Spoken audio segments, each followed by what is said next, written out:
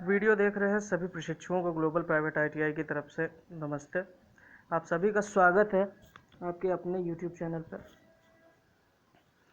तो अगर अभी तक आपने चैनल सब्सक्राइब नहीं किया तो सबसे पहला काम चैनल को सब्सक्राइब कीजिए, जिससे कि जो है आने वाली वीडियोस जो है आपको आराम से मिलती रहें। अब बात करते हैं इन दिनों की। इन दिनों कोविड-19 की वजह से आप लोगों ने देखा कि कितनी समस्याएं हैं और कई प्रकार की समस्याएं उत्पन्न हुई, लेकिन फिर भी आप लोगों की पढ़ाई रुकी नहीं। हमारा संस्थान आप लोगों को हर तरह से सहयोग करता रहा, चाहे वो बात करें ऑनलाइन स्टडी की, यूट्यूब पे जितने भी वीडियोस आ रहे थे पुराने दूसरों के उनको शेयर करते थे, या फिर आपकी जो ऑनलाइन क्लासेस चल रही थी ऑलरेडी गूगल डुओ, मीट्स या टीम्स पे, ठीक है ना। और जूम पे भी आपकी क्लासें कुछ दिन चली हैं जब तक सरकार ने बैन नहीं किया है। और आपके लगभग सारे कोर्सेज ख़त्म हो चुके हैं। अब आपकी बारी आती है एग्ज़ाम की। एग्ज़ाम के लिए आप लोगों को तैयारी करनी पड़ेगी, प्रिपरेशन करनी पड़ती है। और इसी प्रिपरेशन के लिए आप लोगों को डेली कुछ ना कुछ क्वेश्चंस जो है सॉल्व कराए जाएंगे यहाँ पे। और उन क्वेश्चंस को आप ये काम जरूर कीजिएगा कि आप सब के सब उन क्वेश्चंस को नोट कीजिए, और नोट करने के बाद उनको रिवाइज भी कीजिए, ठीक है ना। इससे सभी को बहुत ज़्यादा बेनिफिट होगा। बाकी आपदा में आदमी अवसर निकाल ही लेता है, ठीक है। अगर कोविड-19 ना आता तो किसने सोचा था कि आपको कभी एक ऑनलाइन एजुकेशन भी इंडिया में इस स्टार्टिंग लेवल पे मिल पाएगा। नहीं सोचा था। छोटे छोटे बच्चे भी आजकल ऑनलाइन स्टडी कर रहे हैं। तो ये एक अवसर है कुछ और नया सीखने का, कुछ और नया करने का। तो चलो फिर वीडियो स्टार्ट करते हैं। तो आज का ये इलेक्ट्रीशियन फर्स्ट ईयर और फिटर फर्स्ट ईयर भी इसमें कंबाइंड ही है, ठीक है। ये आपका वो है जो है चैप्टर व्यावसायिक स्वास्थ्य एवं सुरक्षा। अब जैसे ही चैप्टर आप स्टार्ट करते हैं पहला चैप्टर यही मिलता है। आपने बुक खोली ट्रेड थ्योरी की और आपको पहला चैप्टर मिल गया, क्या? व्यावसायिक स्वास्थ्य एवं सुरक्षा। अब इसको आपने पढ़ रखा है तो इसके कुछ क्वेश्चंस हैं वो मैं आज आपको सॉल्व करा रहा हूँ। चूँकि ये पहली वीडियो है तो क्वेश्चन की संख्या भी कम होगी। आने वाली वीडियोज़ में क्वेश्चन की संख्या बढ़ जाएगी और जो है जितने भी प्रश्न हैं उनकी गुणवत्ता भी बढ़ जाएगी, ठीक है ना। तो ज़्यादा चिंता करने की बात नहीं है, बस शुरुआत है तो इसलिए शुरुआती तौर पर ही देखते हैं, फिर भी देखते हैं कि आप कितने कर पाते हैं, ठीक है। चलो वीडियो की तरफ बढ़ते हैं। अब आपका पहला क्वेश्चन आता है कि विद्युत उपकरण में स्पार्किंग का कारण हो सकता है, ठीक है ना। अगर कोई एक विद्युत उपकरण है तो उसमें स्पार्किंग का कारण हो सकता है। क्या हो सकता है? नंबर 1 ढीला कनेक्शन, नंबर 2 दोषपूर्ण कनेक्शन, नंबर 3 लघु परिपथ, या नंबर 4 खुला परिपथ या फिर ओपन सर्किट, ठीक है। अब बताइए भाई इसमें क्या हो सकता है? कुछ तो आइडिया होगा ही। हाँ हाँ। तो अभी आपको पता है कि अगर कोई भी कनेक्शन अगर ढीला रह जाएगा, क्या रह जाएगा? ढीला रह जाएगा। अगर उसको प्रॉपरली आप बांधेंगे नहीं, ठीक है ना। कनेक्शन अगर प्रॉपर नहीं किया गया है, फॉर एग्जांपल कि अगर आप कोई तार जोड़ते हैं और जंक्शनिंग वहाँ पे प्रॉपरली नहीं करते हैं, तार अगर ढीला रह जाता है तो क्या करता है? स्पार्क करता है, ठीक है ना। स्पार्किंग होती है, उसमें से आग निकलने लगता है, जलने लगता है। स्पार्किंग की वजह से वो तार वहाँ से मेल्ट होके यानी गल के कट भी जाता है, ठीक है। और इस स्पार्किंग से आग भी लग जाती है। तो इस वजह से ये आपका दोषपूर्ण जो है कनेक्शन नहीं होगा, लघु परिपथ नहीं होगा, खुला परिपथ नहीं होगा। स्पार्किंग का कारण क्या हो सकता है? ढीला कनेक्शन, ठीक है। चलो दूसरे क्वेश्चन पे बढ़ते हैं। दूसरा क्वेश्चन आपका है कि निम्नलिखित में से कौन सा सुरक्षा का व्यावसायिक प्रकार नहीं है, ठीक है ना। या फिर निम्नलिखित में से सुरक्षा का कौन सा प्रकार व्यावसायिक सुरक्षा नहीं है? चलिए बताइए। अब भाई व्यावसायिक सुरक्षा नहीं है इसमें से कौन सा? मशीन सुरक्षा। मशीन सुरक्षा बिल्कुल एक व्यावसायिक सुरक्षा है, ये होगी। शरीर सुरक्षा, भाई अगर आप मशीन पे काम कर रहे हैं तो आपको अपनी शरीर का भी ध्यान रखना है, ये भी बिल्कुल सही है। कार्य स्थल सुरक्षा या फिर कार्य सुरक्षा, ये भी दोनों हैं। ये सारे क्या है? व्यावसायिक सुरक्षा। लेकिन सड़क सुरक्षा क्या है? व्यावसायिक सुरक्षा नहीं है। सड़क सुरक्षा क्या है? व्यावसायिक सुरक्षा नहीं है। भाई आप सड़क पे अगर चलेंगे, ठीक है ना, तो वहाँ पे आपको अपना ध्यान खुद रखना है। वहाँ पे कोई भी संस्थान या भी जहाँ पे आपके कार्यस्थल पे कार्य करने वाले लोग हैं वो आपकी सुरक्षा करने नहीं जाएंगे। तो सड़क सुरक्षा आपका स्वयं है, ठीक है ना, स्वयं का कार्य है, यहाँ पे आपको खुद सुरक्षा करनी है और ये व्यावसायिक सुरक्षा के अंतर्गत नहीं आता है। ठीक है, चलो अगला क्वेश्चन क्या है, घावों को भरने के लिए प्राथमिक उपचार के डब्बे में डैश की ट्यूब होनी चाहिए। ठीक है, प्राथमिक उपचार को क्या कहते हैं, फर्स्ट एड बॉक्स। क्या कहते हैं, फर्स्ट एड बॉक्स। ठीक है ना, फर्स्ट एड बॉक्स, तो ये होता है आपका फर्स्ट एड बॉक्स। अब फर्स्ट एड बॉक्स में किस चीज़ की ट्यूब होनी चाहिए आपके पास, बताइए।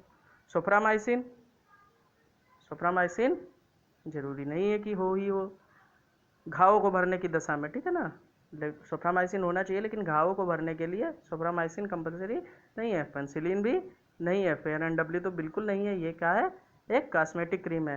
तो बचा क्या, बीटाडीन। भाई कहीं भी आपको चोट लग जाए, आप डॉक्टर के पास जाते हैं या अपने यहाँ, आपके यहाँ जो फर्स्ट एड डिब्बा है यानी प्राथमिक उपचार का जो डिब्बा है, उसमें क्या होता है, बीटाडीन होता है। ठीक है ना, अच्छा, बीटाडीन की ट्यूब होती ही होती है। ठीक है, तो बीटाडीन सबसे पहले लगाया जाता है, उसके बाद क्या किया जाता है, डॉक्टर के पास ले जाया जा सकता है। नंबर 4 क्या है क्वेश्चन का, ये कह रहा है आपका निम्नलिखित में से कौन सी फाइल का प्रकार नहीं है। चलो भाई बताओ कौन सी फाइल का प्रकार नहीं है। अब आप इसमें देखिए, पहला क्या है, वर्गाकार फाइल यानी स्क्वायर फाइल, ये तो है। दूसरा क्या है, आयताकार फाइल, दूसरा क्या है, आयताकार फाइल। ठीक, तीसरा क्या है, त्रिकोणीय फाइल, ट्रायंगुलर फाइल इसको इंग्लिश में कहते हैं, ये भी है। चौथा क्या है, सपाट फाइल यानी फ्लैट फाइल, ये भी है। क्या आपने कभी रेक्टेंगुलर फाइल का नाम सुना है, ठीक है ना, आयताकार फाइल का नाम सुना है, नहीं सुना है।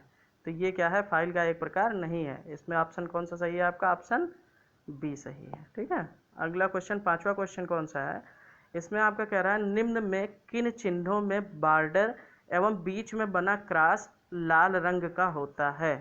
अब बताइए कौन सा ऐसा सिंबल है जिसका बॉर्डर चारों तरफ से और बीच में जो क्रॉस लगा होता है वो लाल कलर का होता है। ठीक है ना, कहने का मतलब ये है कि ये एक सर्कल है और इसमें जो एक क्रॉस लगा है ये दोनों रेड कलर के हैं। किसमें, पहला है निषेधात्मक चिन्ह, दूसरा है अनिवार्य चिन्ह, तीसरा है सूचनात्मक चिन्ह और चौथा है चेतावनी चिन्ह।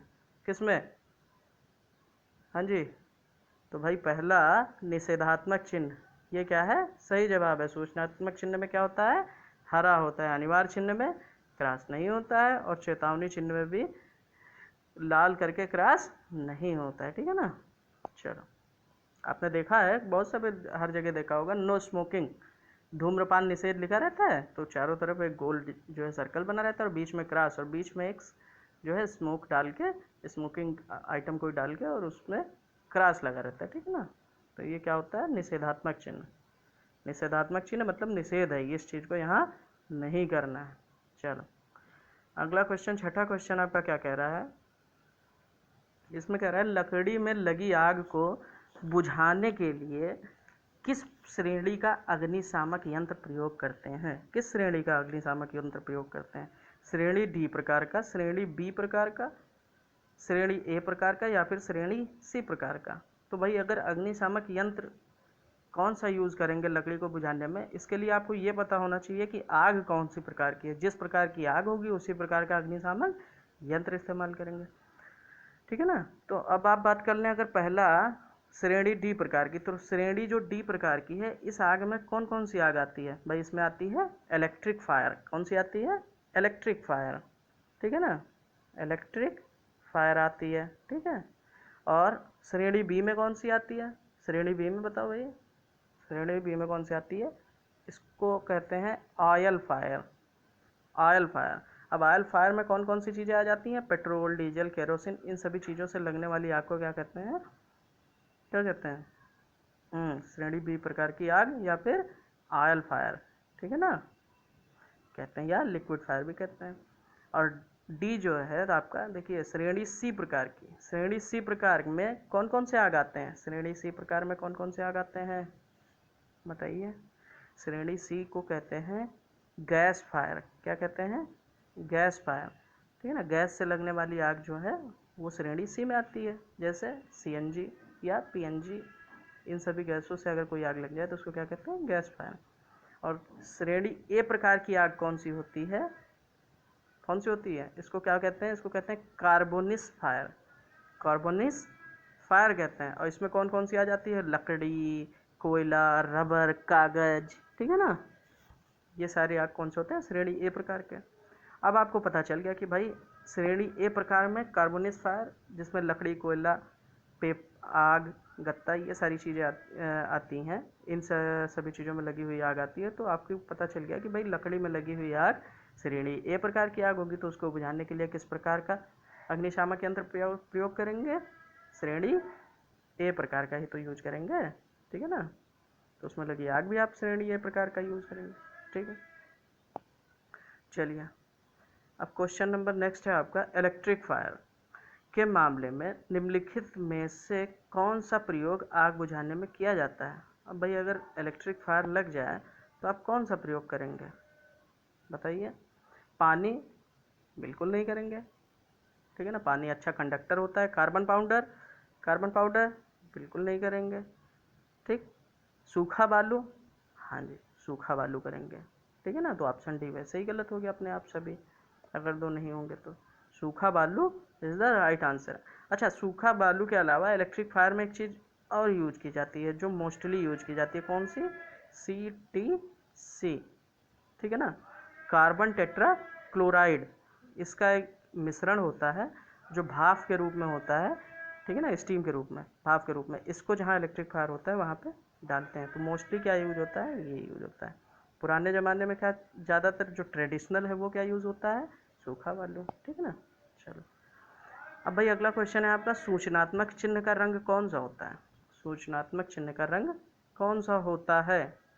क्या काला होता है? बिल्कुल नहीं। क्या लाल होता है? बिल्कुल नहीं। पीला होता है? बिल्कुल नहीं। कौन सा होता है? हरा रंग का होता है। भाई आपका एक कोई बॉक्स सपोज कि अगर वहाँ पे आपको सूचना भरनी है तो उसके अंदर क्या किया?